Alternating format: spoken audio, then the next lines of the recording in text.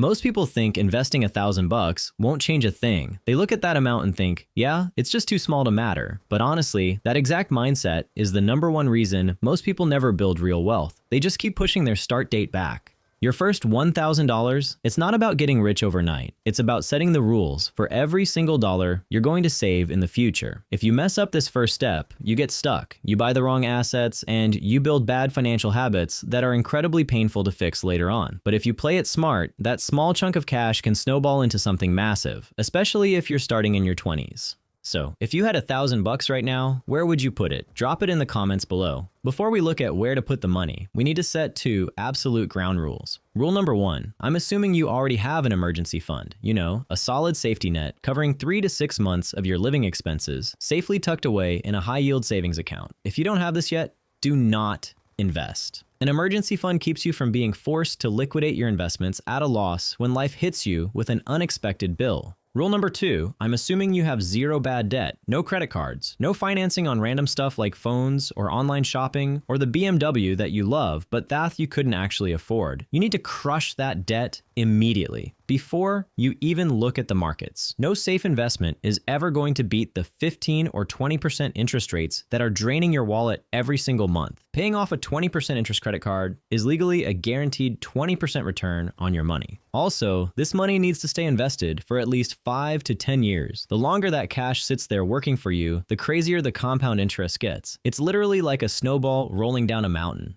The real goal here isn't a quick buck. It's building the habit and figuring out how the market actually works. Like, how do you feel when the market goes up? And how do you feel when it suddenly tanks? Most beginners treat their first $1,000 like a lottery ticket instead of using it as the foundation of a house. By the way, you don't even have to drop it all at once. You can easily set up a monthly plan, $100 a month for 10 months, which breaks down to about $25 a week. Quick disclaimer though, I am not a financial advisor. This isn't formal advice. I'm just sharing my own thoughts and journey. Now, route number 1 is putting everything into a well-diversified ETF. Think of an ETF as a massive basket holding hundreds of different companies. Instead of buying just one stock, you're buying a tiny piece of the whole basket.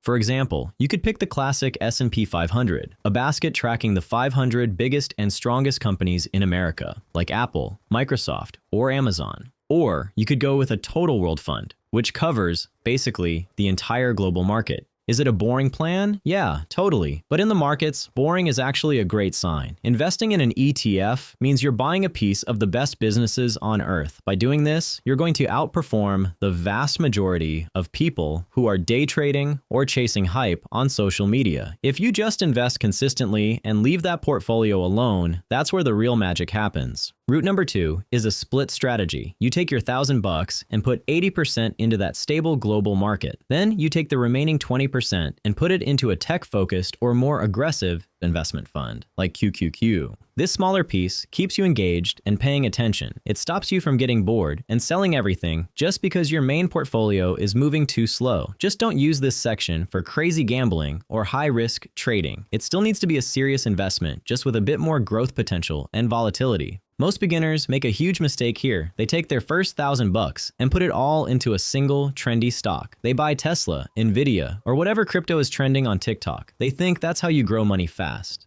But that is pure gambling, not investing. If that one company hits a bad quarter, your $1,000 can get cut in half in a matter of days. When you are starting out, your goal is to stay in the game, not to get wiped out on your first trade. An ETF protects you from that risk while building true long-term stability. Your absolute priority when you're young is growing your capital. Your biggest leverage right now is time. There is a massive gap between someone who starts investing at 20 versus someone who starts at 30. Starting early gives you an insane competitive advantage over everyone else. Leaving your cash sitting in a regular bank account is one of the biggest risks out there because of inflation. Anyone paying bills lately knows that everything has gotten way more expensive. A $50 bill buys significantly less stuff today than it used to. The cost of letting your money melt away is massive. At this age, you need growth potential. That $1,000 today can turn into tens of thousands down the road. Plus, the moment you invest, you finally have skin in the game. You stop thinking like a consumer and start thinking like an owner. When you see economic news now, you actually care because you own a tiny piece of that market.